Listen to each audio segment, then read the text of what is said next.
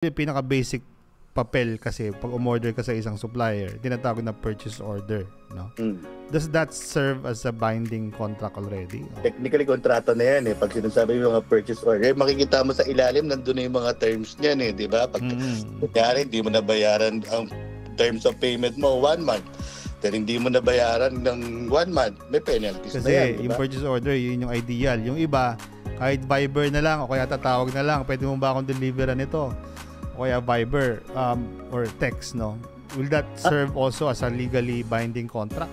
Yes. Kagandahan kasi ng kontrata, hindi naman kailangan talaga yan na in writing eh.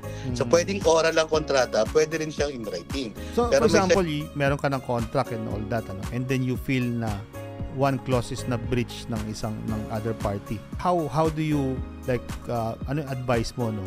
Pag ma-manage, pag-handle ng mga ganito to enforce your rights. Alright, welcome to another episode of our Digital Transformation Academy podcast. So for today's episode, I'm very excited kasi this is going to be the first time na meron tayong guest na na legal, no. And I think hopefully this is going to be a series of legal content to help out mga small business owners when it comes to the basic legal matters, no. Yon, so I'd like to introduce to you an old friend, halos kababata na rin from para medyo masakit na yung old friend. Correct, from our hometown, Quezon. And for the longest time, I think almost over a decade na tayo magkasama sa business, no. Oo, pwede. 2013, we started around 2013. So, almost a decade na. So right now, he's currently prosecutor sa Quezon, si Fiscal Rinchel Orellana. So, attorney, kamusta? Magandang hapon po sa inyong lahat. Ayun, so siguro as a start, baka pwede mong ma-introduce yung your profile. Siguro a little bit of a history of your career, no? Para makarelate lang yung audience natin. Yeah. Hello, magandang hapon sa inyong lahat. So I started sa business. Basta pagdating na when it comes to career, I started in 2008. I passed the bar in 2008. Then law office 2 years after that, corporate practice, labor, taxes. Then nag-jump ako ng local government. Then lately for the last 3 years, nasa office of the prosecutor naman ako. Pero as we go along the way, yun, sinasabi niya kanina, since 2013, kasama na kami niyan. Then we're doing business ng mga iba't ibang mga bagay. So we are dealing, ngayon, businessman na din kahit paano. So kaya nasali ako bigla dito sa mga podcast natin ito. Just to share our inputs naman din regarding sa mga legal matters ng mga small businesses. Maganda rin ito opportunity para sa iba na makakatulong tayo na idea kung ano ba talaga yung mga dapat iwasan at saka yung mga hindi iwasan pagdating sa mga maliit na negosyo katulad natin. Correct. Yun, so si attorney ngayon, hindi lang siya nagpa-practice, no? At the same time, may mga businesses din siya along the way. So makaka-relate talaga siya dun sa ating, mga common pain points ng isang business owner. Yun, siguro let's dive on dun sa topic, no? Yung topic natin kasi ngayon is more on the contract essentials, no, for business owners. Ano ba yung mga dapat na somehow checklist of things that you need to have when you start the business, or even you already have your business, gusto mo lang i-regularize everything, no. So for example, meron ka ng contract and all that, and then you feel na one clause is na breach ng other party. How do you ano advice mo, no, pag ma-manage, pag-handle ng mga ganito to enforce your rights?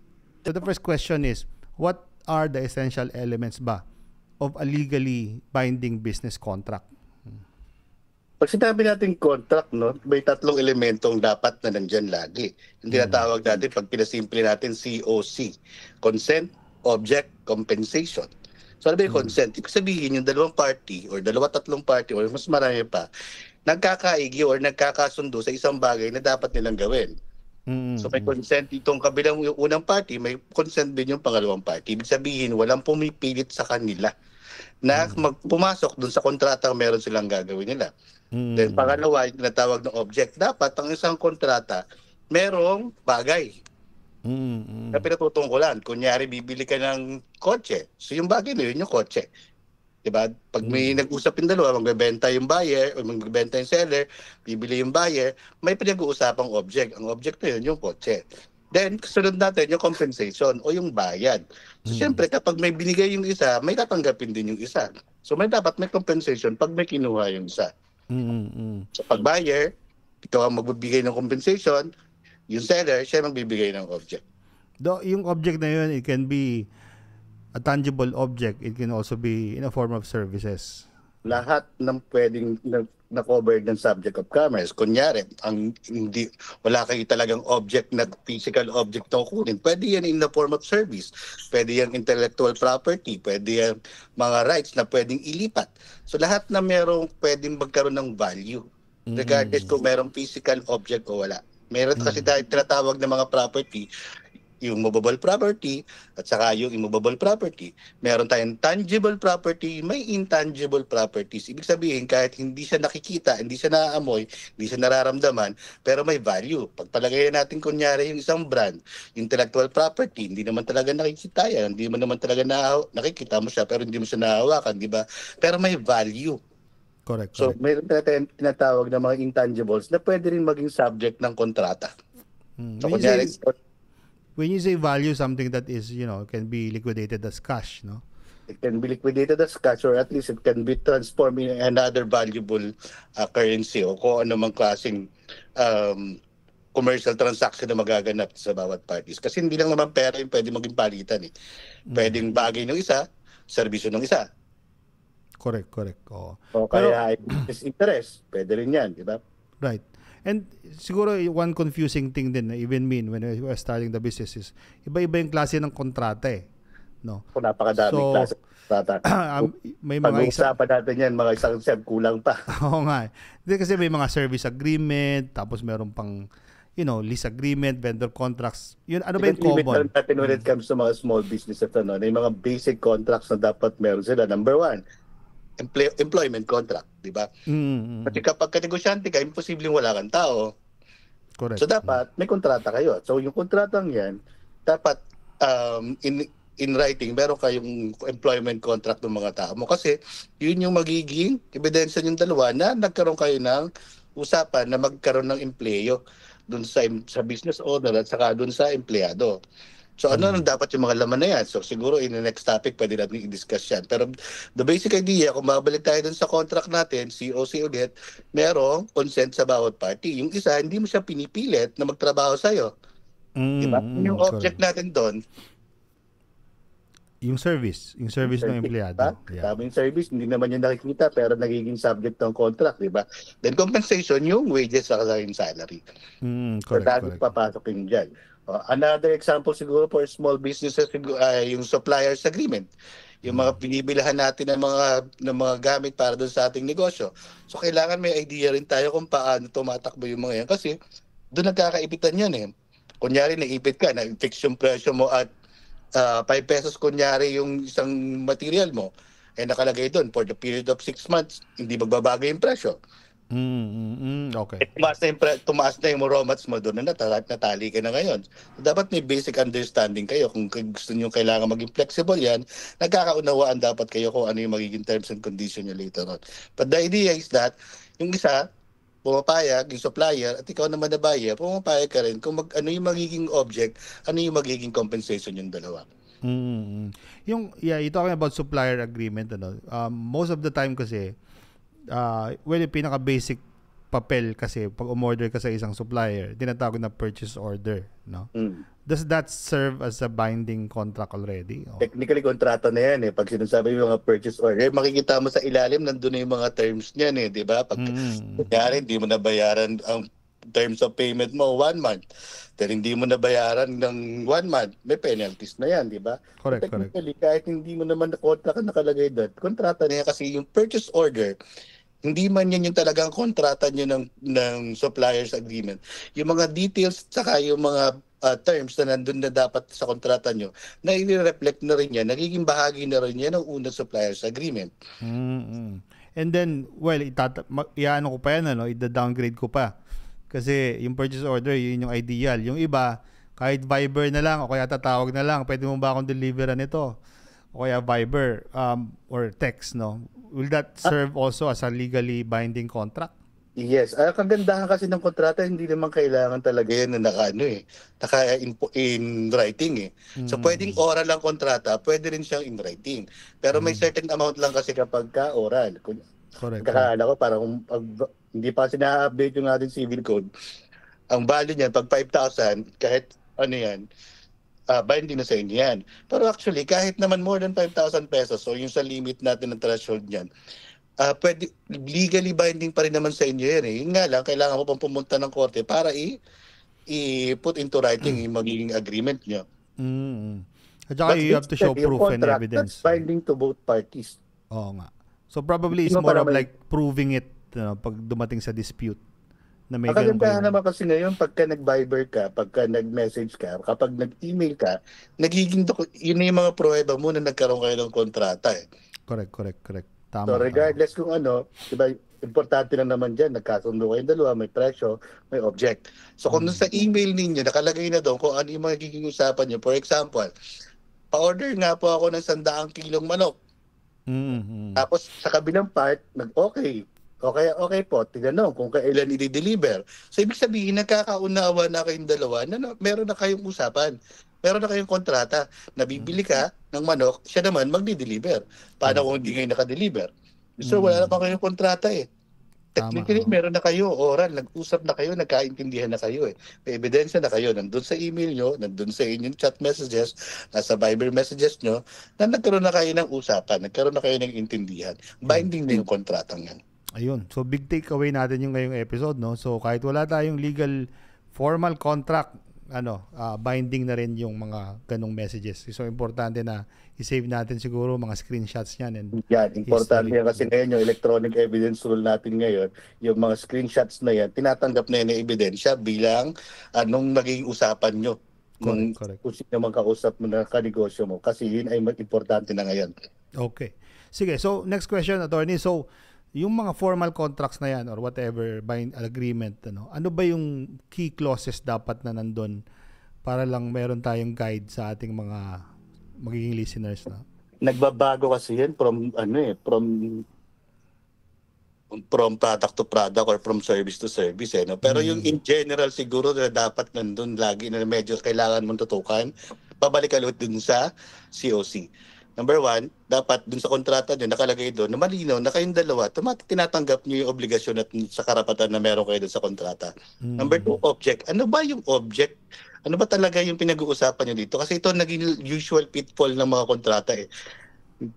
Nagkaroon sila ng understanding pero hindi na verbalize or at least hindi nila na-objectify kung ano ba talaga yung nagiging usapan. Or pag minsan kulang-kulang yung nagiging usapan, yung kabila, iba yung isip niya, yung kabila, iba rin yung understanding niya. So nagkakaroon ng ambiguity dun sa dalawa. Pagka nagkasingilan na or nagkakuha na kung ano obligasyon meron silang dalawa, hindi alam pareho ng both sides kung ano ba talaga yung napagkasunduan.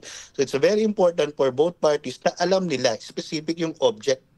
Ano ba yung gagawin natin? Magdi-deliver ba ako ng ganito? Ilang amount? Kailan? Right. Yun yung mga importanteng mga keywords yan. Magkano? Terms of payment, kailan.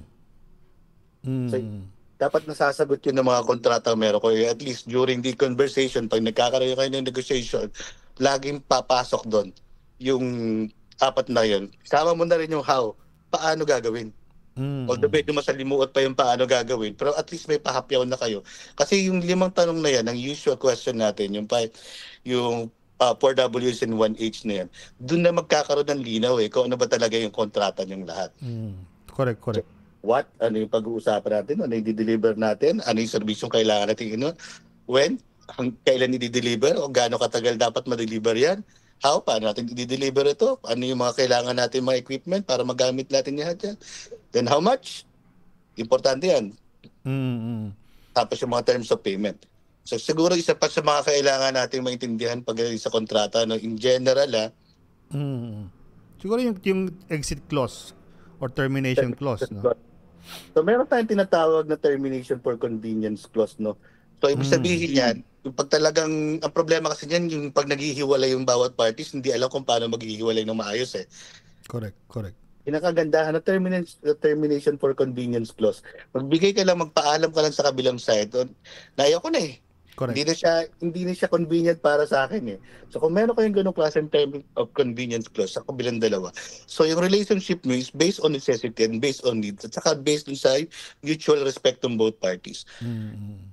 So kung ayaw na nung isa, nagbago na yung condition, business condition, nalulugi na siya, ano ka namang pilitin pa ng isa, di ba? Kung meron kang termination for convenience clause, makakaalis ka sa kanya legally nang walang liability. Walang liability. Meron pa rin yung closing liability yan. Pero at least, wala nang sakit, wala nang tanong-tanong, ano ba, kailangan na umalis eh, nagbago na yung condition eh. Correct, so wala nang masyadong madami explanation kasi nga, convenient sa'yo na umalis na doon sa kontrata. Hindi ka nakatali sa kanya. Isa sa mga magandang clause pagdating sa termination sa sides. Siguro pinaka-basic lang doon is siguro kung you can terminate by convenience pero may refund kang ibabalik, something like that.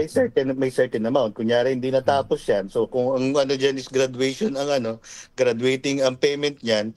So up to what extent? Yung mawawave mo na, ang pangit kasi dyan kapag nakabayad ka na, just bilang may termination. Hindi ganun yun. Pag yung termination for convenience clause, normally yan, continuing transaction. Pero kung ganung graduated yung services, tas biglang aalis ka, hindi ubra. So, yeah. May mga other clauses din ako na usual ko nakikita sa mga kontrata, yung mga force majeure, and others, no? Yung mga ganun ba, importante yun? Importante rin niya kasi hindi mo talaga malalaman. Just imagine mo nung COVID, di ba? Yeah. Force majeure yan. Force of nature yan. Wala kang magagawa doon. Out of nowhere, biglang uminto yung mundo. Just imagine mo kung without that termination clause na ng force majeure na hindi na wala ka ng ganung kontrata, hindi ka makakalabas. Paano ba deliver yung service? Hindi ka papayagan ng gobyerno lumabas, di ba?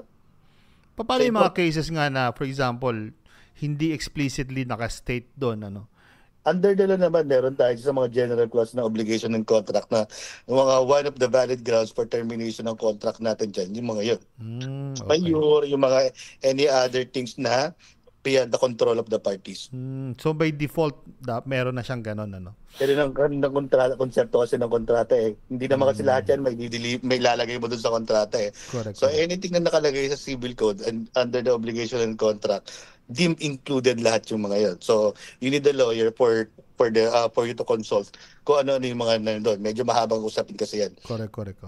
Yeah, speaking of lawyer, so I think the question is, when should the business owner use a lawyer to draft or review a contract? Siyempre, bias ako, dahil abogado ako. Siyempre, as much as possible, you need to consult a lawyer when it comes to drafting contract kapag may kontrata na. Bakit? Ang mahal eh. Yung sasabi mo yung exit, ang hirap pag maghihiwalay na kayong dalawa eh. Pagka natingnan ng abogado yan, kita niya na yan hanggang dulo. Kasi may possibility na iba pagka tinignan ng abogado yan, alam nila kung saan magkakaroon ng problema. Okay. Yun, so yun, again. Pero kung talaga nagtitipid kayo, ang siguro dyan, sa businessman, ang threshold mo, yung amount na kaya mong isugal. Kung ang naman ang kontrata mo is 20,000, siyempre, magkano sitigli ng abogado, mga 10,000 to 20,000 for legal review. Sige, isugal mo na lang. Para just in case magkaroon man ng nasa threshold mo, yung risk na papasukin mo. Pero kung medyo malaki na, kailangan mo na talaga ng abogado. Magkano na nga ba yung small claims ngayon sa Small claims, magkakala ko ngayon, tinasa ng 1 million eh. Naging 1 million na. Small claim na yun. Okay. Start na 100, inangat, 400. Parang lately, 100 o 1 million eh. Ngayon ko lang nalaman na 1 million na pala. Parang before, nasa 300 lang. Magkakala ko 1 million na. So probably that can be your threshold, pag small claims. Malaki pa rin. Pero malaki pa rin yun. Anything na 6 digits, medyo malaki na. Pagka small business ka lang, kunyari operating mo mga 200,000, di halos buong capital mo na yan. So it really depends on your capacity to forgo certain amount of money. Correct. Pero speaking of that, kasi kasi dyan, probably pag feeling mo naisahan ka eh. Pero kung at least kung na-review ng abogado yan, mas mura pa rin. Definitely mas mura pa rin. Yun, I have a question, attorney, kasi you may answer this or you may not, kasi I don't know kasi ano yung etiquette dyan eh. usually ba, kasi baka yung iba na intimidate, no? If you can give a range ng fee ng abogado, meron ba? May share ka ba? Meron tayong ano dyan. Pero normally kasi it will vary from places to places. Pero kung mga simple contracts lang naman yan, by page, siguro mga 1,000 per page. Okay. Yun. So, Depende kasi sa, siyempre, alam ka naman pag binigyan mo ng isang kontrata, 20 pages yan. Memorandum of agreement mo pa lang, umaabot ka ng mga 20, 15 pages. It will take time kasi hihimayin mo isa yung provision. Oo nga. Normally yan, nag-press yan, depende sa dami ng trabaho. Right. Pero the ballpark, siguro mga 1,000 to 2,000 per page. Okay, got it. Yung minimum yan, pagka yung mga normal lang naman, mga simple contracts, mga 3,000 to 5,000 siguro. Okay. Kasi kung ang kontrata mo naman is more than 100,000, mabawalan ka naman ng problema ng mga work. Yeah, malaking bagay talaga. Malaking bagay talaga. Magkano lang ang cost mo legal? Mag-cost ka lang ng mga 3 to 5% sa legal niya, no? Hindi ka nalugi. Right. At saka kung yung service or product mo naman is parang dekahon na rin, once na na-establish na yon, you can use that as a template na rin for future. Magandaan sa kanya kasi pag nariting na abogado, nare-refine yung contract mo na nagiging favorable sa'yo. Correct. Yun ang kagandahan niya. Yes, so. Or at least, hindi ma-favorable sa inyo, fair sa lahat ng tao. You mentioned about memorandum of agreement. I'm sure, lagi natin pinag-uusapan to no? Ano ba difference niya sa contract o pareho lang yun ang meaning? Memorandum of agreement kasi contract din yan Pero kung titingnan mo siya ng larger scale of thing, pag sinabi mo kasi memorandum of agreement, normally yan na yung pinaka-intention ng both parties. Wala pang mga executable provisions yan. Especially kapag medyo transactional yung magiging kontrata, series of transaction. Diba? Sabihin lang yan, sige, pag may kailangan kami, kunyari sa IT, may kailangan kami ng ganitong kontrata, exclusively sa inyo kung may kukuha, pero wala pa talaga kayo ina-execute. Pagka magkakaroon kayo ng installation program, saka pa lang kayo mag-i-issue ng installation contract. Correct. Kung kailangan pala magpa-purchase, saka pa lang mag-i-issue ng purchase order. But the idea is that the parties already agreed to a certain activity. Okay. Sa memorandum of agreement. Hindi pa lang executable yung iba. Pwede bang executable na yung iba? Oo, pwede pa rin naman. May mga initial contracts na naka-include doon sa MOA na implementable na, executable na by both parties. Then later on, may mga other transactions pa na hindi pa nakukuha yung mga nitty-gritty or at least ano ba yung mga dapat na gawin ng mga bawat parties. Right. Yung mga obligations and contracts na doon sa or mga terms and conditions na hindi pa na-discuss. Kagandahan lang kapag may MOA na kasi nakatali na yung mga parties. Correct. Para siyang mother contract, no? Parang gano'n. Parang siyang mother contract, may mga maliliit ka pang contract na nasa ilalim. Iba pa yung MOU. MOU is technically contract na rin siya Pareho but it's already a declaration of what will happen. I see. Kasi MOU is Memorandum of Understanding. Na kayo na, kasi pag sabi mong MOA, tali na kayong dalawa, di ba? Sa MOU kasi, basically MOA din naman kasi yan. Mas big pa nga lang yan kasi wala pa yung mga terms and conditions. Sinasabi pa lang dyan, I will secure your services, I will get your product, pero hindi sinasabi kung ilan, kung anong meron, kung magkano, pag-uusapan nyo pa later on. But the idea is that meron na tayong initial agreement. I see. Okay. So for example, meron ka ng contract and all that, and then you feel na one clause is na breach ng other party. How do you ano advice mo pag ma-manage pag-handle ng mga ganito to enforce your rights? Yan ang mga common natin pagka meron ng breach pag nag-i-implement ka na as you go along the way, imposibleng hindi magkakaroon ng hiccup yan Correct. The thing is paano i-handle siguro. Yes. So one important key siguro na dapat na meron lagi yung kontrata dyan, yung conciliation clause. Okay. Ano ba yung conciliation clause na yan? Ano ba sabihin ng conciliation pala? Sabihin, nakita niyo may problema kayong dalawa, may reklamo yung isa, at the same time, meron na mga kailangan i-resolve yung isa. So dapat magkaroon ng avenue yung parehong party na magkaroon ng pag-uusap para ma-address yung breach. Kasi without that clause, ang mangyayari niya, pupunta na sa abogado yung isa, pupunta na sa abogado yung isa, maglalaban na yan.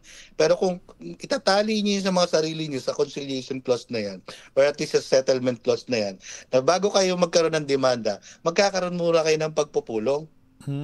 Para mag-usap kayong dalawa, mapilitan kayong dalawa na mag-usap muna bago kayo pumunta ng korte kasi kung meron kayong ganong klaseng pagpupulong, makikita nyo, ma-address nyo yung problema bago pa maging full legal problem yung problema nyo. Kasi pag minsan technical lang naman or at least pag minsan misunderstanding lang ng both parties, or it can be resolved.